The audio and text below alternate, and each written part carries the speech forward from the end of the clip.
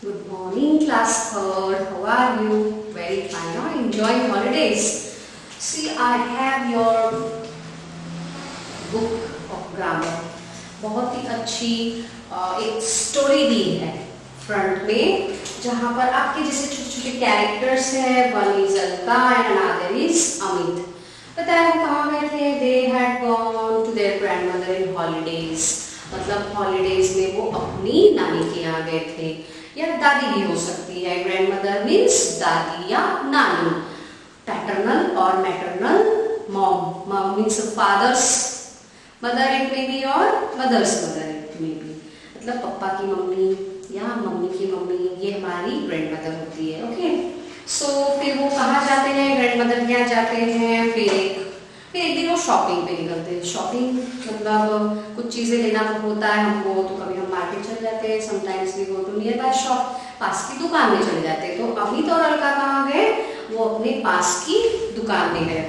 उनको ग्रैंडमा के लिए कुछ चीजें लेना था, कुछ जरूरत की चीजें, जैसे कि उन्होंने सबसे पहले एक सोप लिया. सोप का केक, मतलब दैट नहाने की साबुन या फिर कपड़े धोने की भी जो होती है वॉशिंग बार, वो सब उन्होंने खरीदे. फिर शुगर खरीदी. फिर एक लोफ ऑफ ब्रेड, मतलब ब्रेड का एक पूरा पैकेट खरीदा. और उसके पूरे 80 रुपीज हुए. जब आप ये स्टोरी पढ़ोगे ना, आपको बहुत इंटरेस्टिंग लगेगी, क्योंकि पिक्चर्स के साथ बढ़िया प्रेजेंटेशन है.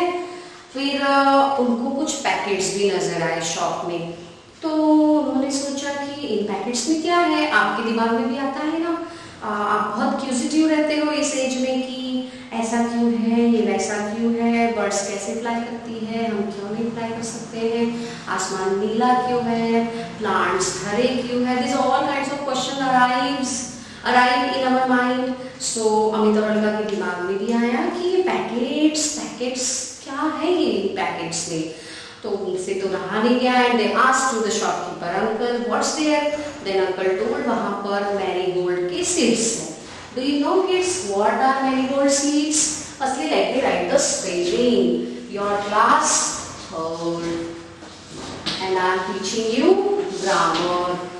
And first word that I am writing on the board is marigold. M-A-R-I-G-O-L-D. Marigold seeds.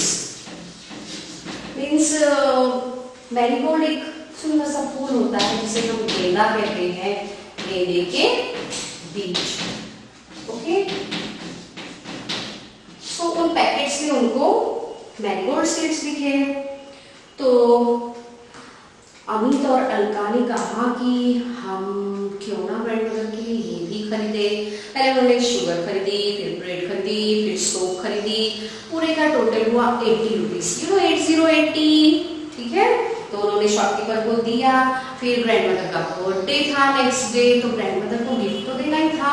तो उन्होंने बहुत अच्छा सा खूबसूरत सा एक पैकेट खरीदा जिसमें मैरीगोल्ड के सीड्स थे.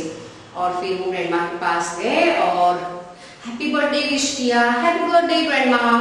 And they gifted her that lovely packet. और ग्रैंडमा को बहुत अच्छा लगा. She felt very happy. उन्होंने क्या कहा? Thank you my dear children. Okay, and उन्होंने ये भी कहा कि my garden will look so beautiful. मतलब जब मैं प्लांट सीड्स को लगाऊंगी, जब पौधे आएंगे और जब उनमें फूल आएंगे, तो मेरा गार्डन बहुत ही सुंदर लगेगा. And then children said, we love you grandma, like you say to your grandma. Okay kids, so read this with lot of beautiful pictures. You will enjoy with great fun. अब हमको chapter number 1 पढ़ना है, क्योंकि fun तो हो गया भाई. अब लेसन पर मूव करना है. हमारा फर्स्ट लेसन है सेंटेंसेस का. सेंटेंसेस जो वर्ड है, सुनकर कुछ दिमाग में आ रहा है क्या? सेंटेंस यानी होता है एक वाक्य. मतलब कुछ शब्दों को हम एक साथ बोलते हैं जिनका एक मीनिंग होता है. जैसे आपको हिंदी में बोलना है, मैं पाठशाला जाता हूँ या जाती हूँ, या मैं स्कूल जाता हूँ या जाती हूँ. तो इसको आप इंग्लिश में कैसे लिखेंगे? I go to school. I go to school. तो ये हो गया सेंटेंस. इसमें कंप्लीट मीनिंग भी है. बस सेंटेंस बनाते समय आपको ध्यान रखना है कि उसमें वर्ब जरूर होना चाहिए, बिना वर्ब के वो सेंटेंस बिल्कुल नहीं होता। तो देखिए आपकी फर्स्ट एक्सरसाइज, देखिए उसने क्या लिखा है, आपको टिक करना है। जो ग्रुप्स ऑफ वर्ड्स दिए हैं जिसमें प्रॉपर सेंटेंस जो है उसको आपको टिक करना है, जिसमें कंप्लीट सेंस है, जिसका कंप्लीट मीनिंग है। सो देखिए पहला वाला सेंटेंस में लिख रही हूं यहां पर, a monkey swinging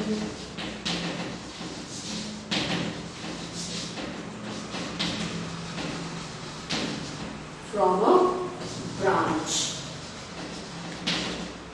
Okay, and then उसी में दूसरा सेंटेंस दिया हुआ है, a monkey is swinging from a branch.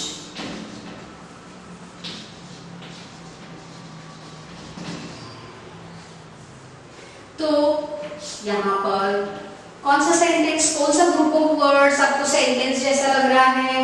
यहाँ पर ये बोल रहा है a monkey swinging from a branch, और यहाँ पर a monkey is swinging from a branch. Swing मतलब लटकना, झूला झूला, है ना? आपको पता है मंकीज अपनी पूंछ से लटक जाते हैं, पेड़ों पर लटक जाते हैं, देन झूला झूलते हैं। गॉड ने उनको इतना पावर दिया है, एक ब्रांच से दूसरी ब्रांच, एक प्लांट से दूसरे प्लांट, पौधे, एक बड़ी ट्री से दूसरे ट्री, कभी हमारे एरियाज में आ जाते तो कितनी फुर्ती से वो बिल्डिंग पर चढ़ जाते हैं, है ना? So a monkey is swinging from a branch, a monkey swinging from a branch. यहाँ पर स्विंगिंग जो है वो वर्ब है, आपको यहाँ पर नोट करना है कि स्विंगिंग जो है वो वर्ब। वर्ब यानी क्या होता है? वर्ब यानी जो भी काम आप करते हैं, आप सवेरे से उठने के बाद रात के सोने तक जो भी काम करते हैं वो होते हैं वर्ब, जैसे go, come, drink, eat, run, talk, walk, sleep, है ना? So this all are verbs. So swinging क्या है? यहाँ पर वर्ब है। यहाँ पर इज मिसिंग है, तो जब इज मिसिंग है तो इस तरह से यहाँ पर हेल्पिंग वर्ब है ही नहीं, इसलिए ये सेंटेंस नहीं है। तो हम किसे टिक करेंगे कि कौन सा सेंटेंस है कंप्लीट? ये नंबर सेकेंड जो फर्स्ट में सेकेंड प्लेस पर लिखा हुआ है, यही हमारा सेंटेंस है, तो आप इसे टिक करेंगे। ओके, सो इस तरह से पूरी एक्सरसाइज आपको कंप्लीट करना है। सेकेंड वाला है, there is a lion in the forest, there lived a lion in a forest. तो आपको यहाँ पर कौन सा करेक्ट है उसको टिक करना है। Who is the tallest girl in the class, who is the tallest girl in the class. तो ये एक्सरसाइज आपको घर में ट्राई करना है, सिर्फ ट्राई करना है। अगर नहीं जमे तो हम फिर से अगले पीरियड में इस पर डिस्कस करेंगे, पर अभी आप फट से होमवर्क लिख लीजिए कि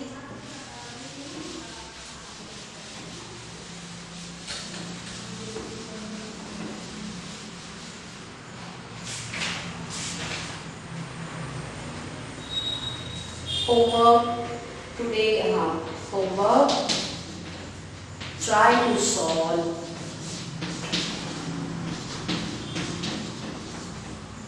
exercise A in your book. Okay kids, bye for now. We will meet soon on tomorrow.